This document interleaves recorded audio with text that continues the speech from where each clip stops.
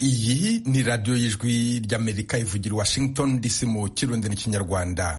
Nongeye kubasuhuza, muri kumwe na Venuste Nshimiyimana. Mu Rwanda mutumvira kuri FM 93 n'ibice bitatu i Karongi na FM 104 n'ibice bitatu i Kigali, naho mu Burundi turi ku mirongo migufi ya shortwave kuri metero 19 na 22. Dore ingingo nkuru twabateguriye. Perezida w'u Burundi arashima ingabo z'u Burundi zagiye gutabara igihugu kibanye cya Repubulika ya Demokarasi ya Kongo. Ingabo z'u Burundi zarakoze birashimwa, gushikaho mbere novuga nti umwasi w'igihugu ca Kongo yavuye atangura no guhigira u Burundi, ariko rero abantu bariko barahiga namwe bene gihugu muri kanure. Evariste Ndayishimiye mu ijambo ryo kwizihiza imyaka 62 ishize u Burundi bubonye ubwigenge. Ishyirahamwe rikorera mu Bwongereza riratangaza ko rigiye gutangira kwigisha informatique mu mashuri mu Burundi, kubera tubona ko birimo ingirakamaro, niyo ishika ku bumenyi, niyo ituma abantu bandika amadokimenti, yituma bashobora kugira amarecherche sur internet. Chantal Ndikumana, umuyobozi wa Burundi Education Foundation. Ibigo by'ingabo za Amerika byo ku mugabane w'Uburayi byakarijwe umutekano kugeza ku rwego rwo kwitegura igitero umwanya uwo ari wo wose. Ikaze mu kiganiro Iwanyu mu Ntara, duhere ku makuru avugwa hirya no hino ku isi. Ndi kumwe na Geoffrey Mutagoma. Ibigo by'ingabo za Leta Zunze Ubumwe za Amerika n'abakozi babyo hirya no hino mu Burayi baryamiye amajanja yawe inzego z'ubutasi zibamenyeshereje ko bashobora kugubwa gitumo n'igitero kibasira ibirindiro byabo cyangwa abakozi ubwabo. Umukozi muri Minisiteri y'Ingabo ya Amerika ejo kuwa mbere yahamirije ijwi rya Amerika ko ibikoresho by'ingabo za Amerika ziri ku bigo byo ku mugabane w'Uburayi byakarijwe umutekano kugeza ku rwego rwo kwitegura igitero umwanya uwo ari wo wose. Uyu muyobozi nta byinshi yavuze ku mabanga y'ubwo butasi yatumye habaho izo mpinduka, nubwo abashinzwe kurwanya iterabwoba mu bihugu bitandukanye bavuga ko hashobora kuvuka ibibazo by'umutekano, harimo ibikekwa mu mikino ya Olympique igiye kubera i Paris mu Bufaransa. Itangazo ryaturutse mu buyobozi bw'ibiro by'ingabo za Amerika ziri ku mugabane w'Uburayi EUCOM riravuga ko uko gukaza umutekano bitaturutse ku kibazo kimwe, ahubwo bishingiye ku mpamvu zinyuranye zireba umutekano, harimo imikino y'igikombe cy'amakipe y'Uburayi mu mupira w'amaguru n'imikino ya Olympique, n'ubwiyongere bw'abashobora kwibasira ibikorwa byabo binyuranye ku mugabane w'Uburayi atari ngombwa ibya gisirikare gusa. Umukozi wo muri Minisiteri y'Ingabo ya Amerika yavuze ko ingabo za Leta Zunze Ubumwe za Amerika zafashe ingamba z'inyongera zo kuba maso zirinda umutekano mu bikorwa by'imyidagaduro cyangwa ibisanzwe by'ubucuruzi. Minisitiri w'Ububanyi n'Amahanga wa Leta Zunze Ubumwe za Amerika Antony Blinken ejo kuwa mbere yatangaje ko igihugu cye kitazatezuka ku gukumira ko havuka intambara yeruye hagati y'Israeli n'abarwanyi ba Hezbollah bafite ibirindiro mu majyepfo ya Libani. Nubwo Blinken yemera ko hari ibimenyetso ko umwuka mubi ututumba hagati y'impande zombi werekana ko intambara ishoboka, asanga yaba Israeli cyangwa Hezbollah nta n'umwe wifuza ko yaba. Yavuze ko adatekereza ko abarwanyi ba Hezbollah bifuza intambara, yongeraho ko nubwo Israeli yiteguye mu gihe bibaye ngombwa, abona ko mu by'ukuri batayifuza. Ku ruhande rwa Liban abona ko impamvu ya mbere badashaka intambara ari uko aribo yabanza kuzahaza kurusha abandi, naho ku ruhande rwa Iran akabona ko idashaka ko intambara yaba kubera ko ifite inyungu z'uko umutwe wa Hezbollah udatsembwaho, kuko iwukeneye nk'iturufu ishobora gukina igihe icyo ari cyo cyose. Amagambo ya Blinken ayavuze mu gihe Israel yerekana ibimenyetso byo kugabanya ingabo zayo mu ntara ya Gaza mu rwego rwo kwitegura guhangana n'ikibazo cy'abarwanyi ba Hezbollah bashyigikiwe na Iran mu majyaruguru y'igihugu. Minisitiri w'Ububanyi n'Amahanga wa Amerika Antony Blinken yasabye umukuru wa Hamas muri Gaza Yahya Sinwar kwemera ubusabe bwa Amerika bwo guhagarika intambara, avuga ko Amerika yiteguye kuzaba intashyikirwa mu bikorwa byo gusana ibyangijwe n'intambara muri Gaza. I Yerusalemu, Minisitiri w'Intebe Benjamin Netanyahu ejo kuwa mbere we yavuze ko Israel ikomeje ibikorwa byo gutsemba ingufu z'umutwe w'abarwanyi ba Hamas nyuma y'amezi 9 ashize impande zombi zihanganye.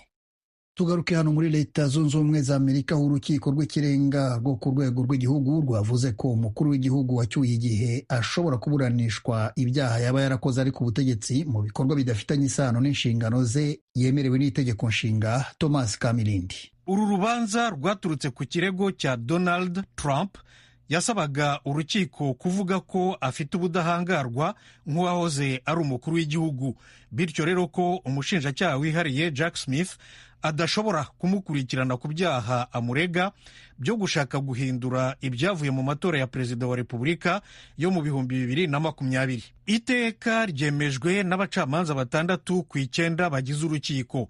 Bemeje rero ko uwabaye umukuru w'igihugu ashobora gukurikiranwa ku byaha yaba yarakoze ku giti cye akiri ku butegetsi, ariko ko adashobora gukurikiranwa ku byo yaba yarakoze mu rwego rw'ibikorwa byinjira mu nshingano ze ahabwa n'itegeko nshinga.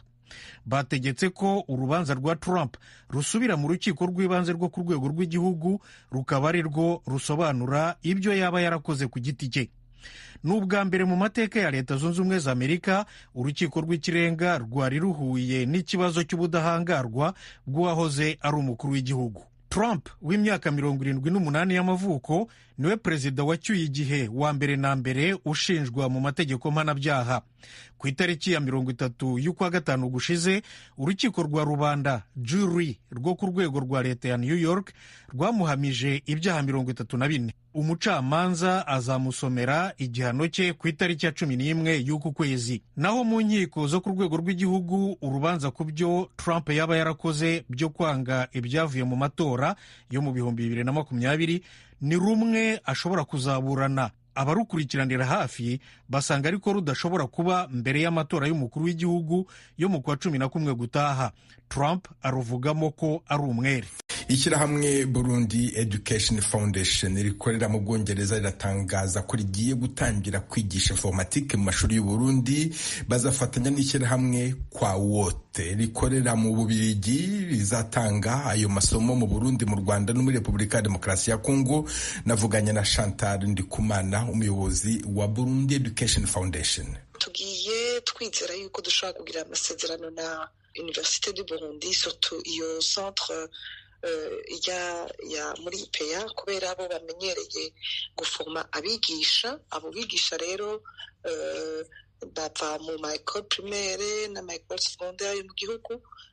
Hama hakaba na aussi iyo centre ishobora guforma abana muri les 3 sciences na mathématiques na informatique, n'abigisha kuko benshi bafise ubwo bumenyi surtout mu bintu vya informatique. None mwebwe muzaba mujyanye ubwo bumenyi muri nk'abande? Ego, nka Burundi Education Foundation hamwe n'indi association ASPER iri mu Bubiligi yitwa Kwa Wote, bobo bazotanga les cours informatique, bongere bafashe no mu guforma abigisha. None kubera iki mushaka kwigisha abarundi informatique? Kubera tubona ko birimo ingirakamaro, niyo ishika ku bumenyi, niyo ituma abantu bandika amadokimenti, yituma bashobora kugira ama recherche sur internet, niyo ituma bagira ubumenyi bwinshi, kandi ituma yuko mu masantre ubwo bumenyi bushobora gushikira mu mihingo iri kure, abantu bakaronka ubumenyi, abantu bakamenya ingene botegura amadokima. Abigisha benshi baracandika ku rupapuro, baracandika ku kibaho. Ivyo rero bibaye ko bamenya ivya informatique, bituma bibikwa, bakabigira neza, bakaza barahindura.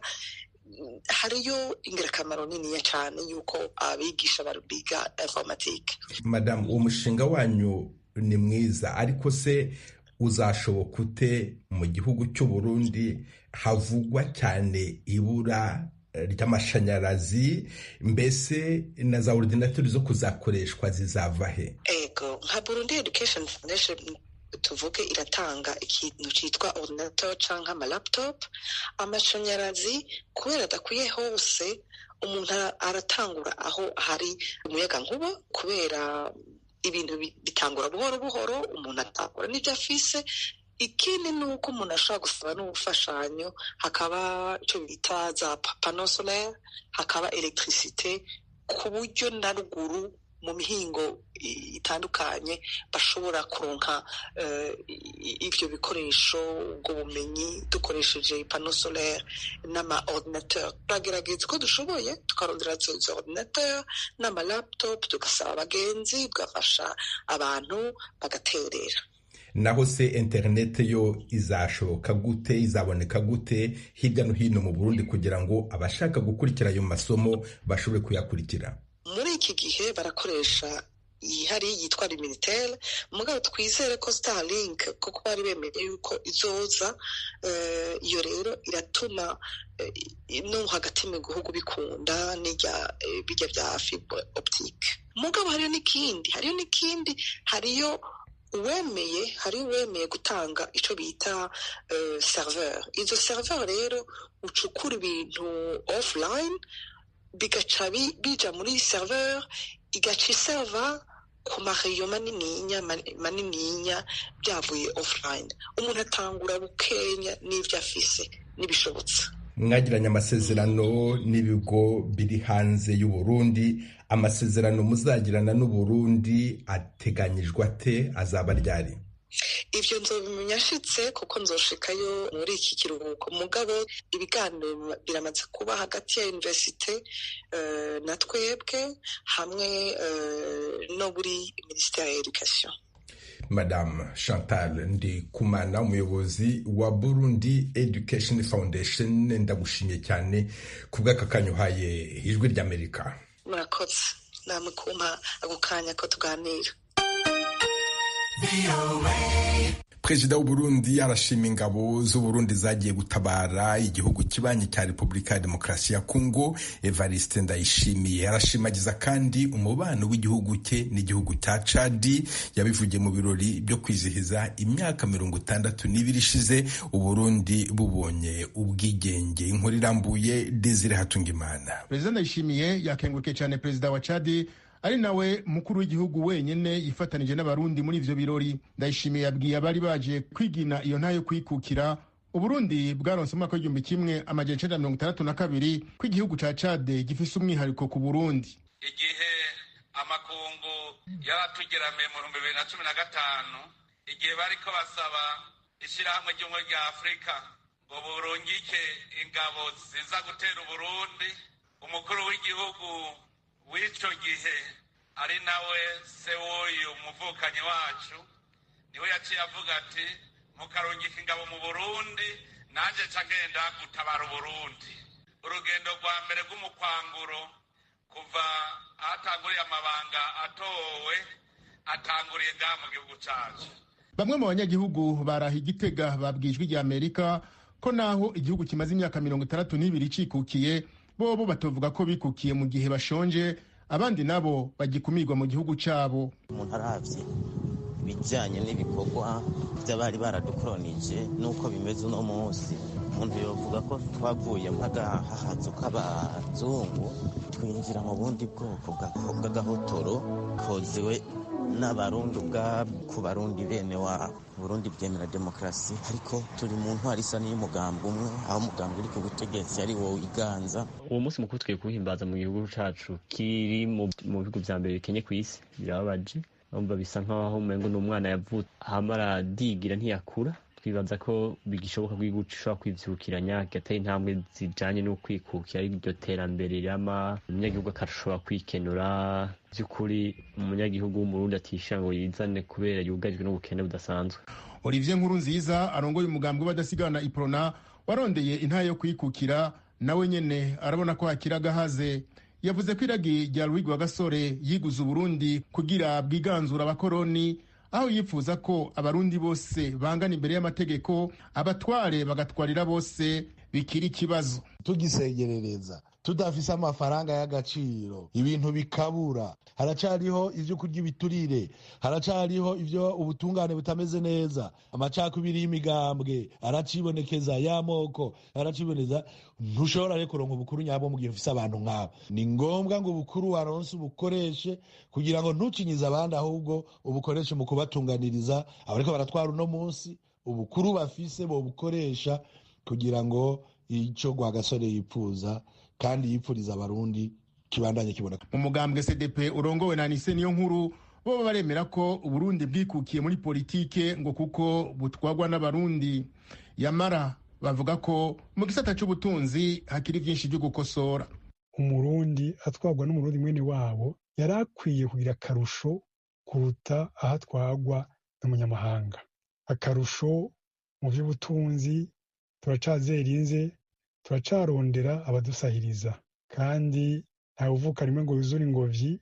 Iyo ukenye urarondera ugusahiriza n'ibisanzwe, ariko twari dukwiye gutera intambwe kugira ngo twikukire burundu koko, twikukire mu by'ubutunzi, ntitwame tuzerinze. nk'uko vyama mu Burundi ku munsi mukuru wo kwikukira, abakoze neza barashimirwa. Uno mwaka umukuru w'igihugu yashimiye abasirikare yemeza ko babaye intwari mu gutabara igihugu ca Kongo. Aha mu gihugu ca leta iharanira demokarasi ya Kongo murazi yuko batewe kandi Uburundi buraza gutabara.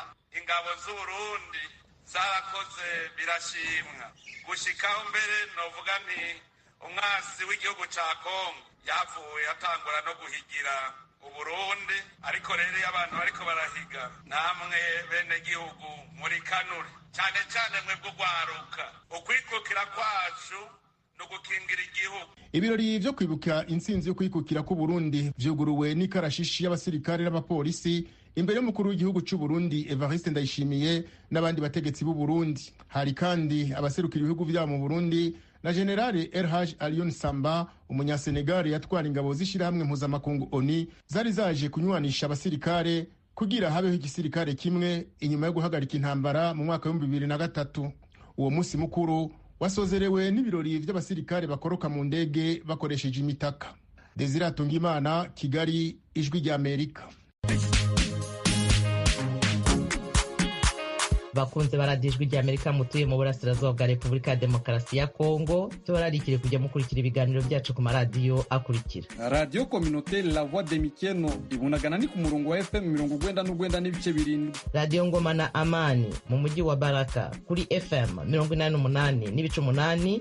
Radio Baraka FM nayo mu mujyi wa Baraka ku murongo wa FM 94 n'ibice 4. Radio Communautaire de la Verite ikorera mu mujyi wa Kiwanja kuri FM 99. N'abadukurikira bari mu majyepfo ya Uganda mwakumva ibiganiro byacu kuri Radio Ijwi Riyobora Voice of Muhabura ku murongo wa FM 88 n'ibice 9. Ni Radio Ijwi rya Amerika iminsi yose kuva kuwa mbere kugera ku cyumweru.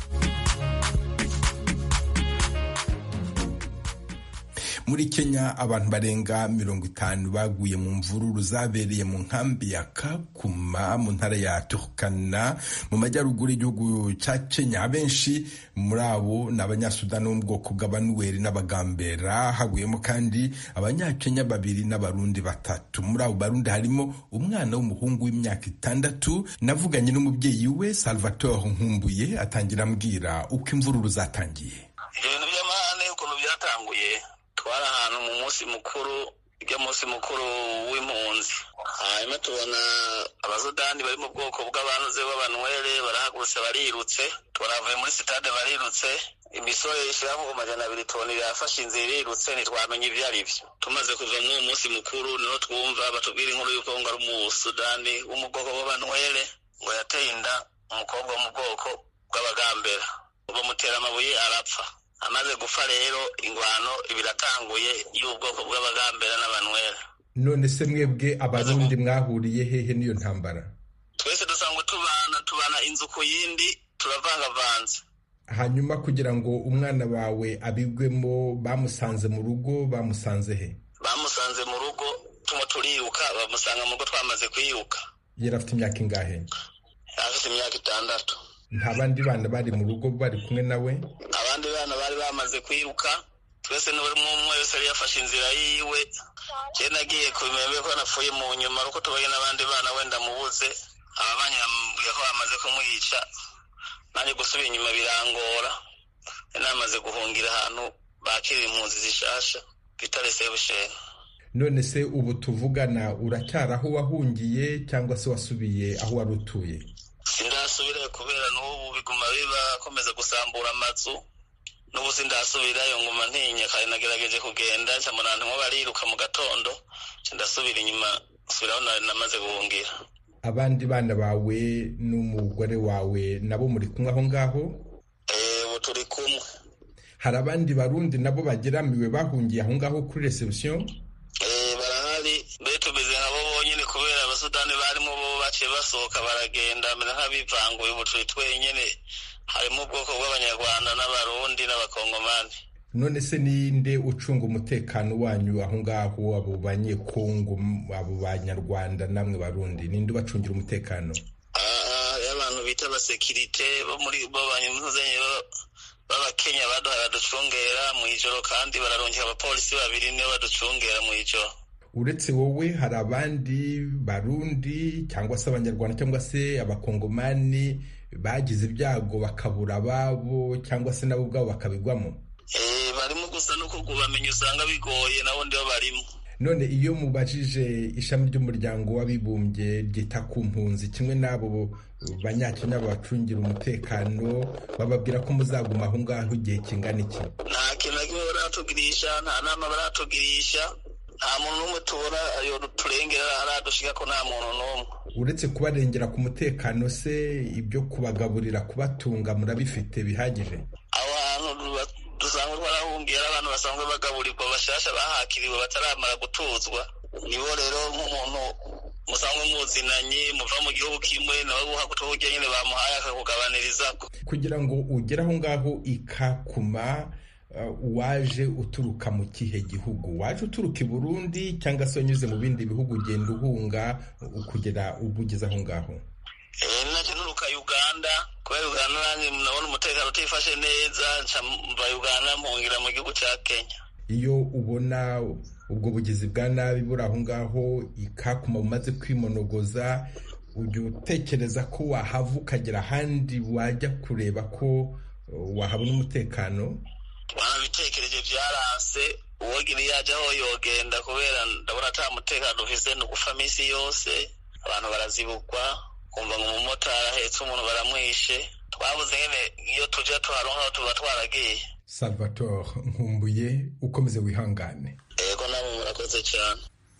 Ubuyobozi bw'intara ya Turukana n'ubw'ishami ry'umuryango w'abibumbye ryita ku mpunzi HCR Kakuma bwagiranye inama n'abatuye Kakuma na Kolobey bumvikana ku buryo amahoro yagaruka, bemeye ko bagiye kureka umugenzo wo kwihorera hakoreshejwe intwaro zica nk'imipanga n'imihoro. Bemeye kandi kujya bitabaza polisi igihe cyose babonye ko hari ikintu gitutumba gitegurwa n'abagizi ba nabi. Tunyarukire muri Somalia, aho Mohamed Matan wakuriye mu nkambi y'impunzi ya Dadaab muri Kenya afasha abakiri bato mu mpunzi kugera ku bumenyi mu ikoranabuhanga.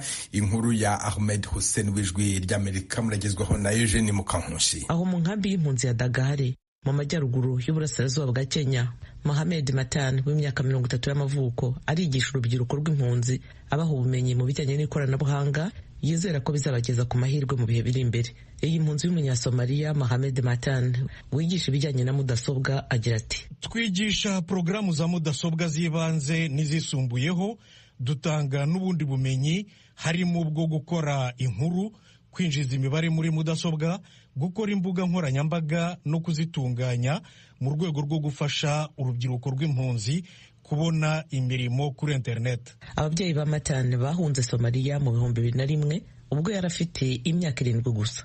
Matan yahereye ku mirimo y'amaboko, ariko nyuma yaje kwiyandikisha muri gahunda ya ONU igamije gushyigikira urubyiruko bahugurwa muri gahunda zitangwa mu nkambi.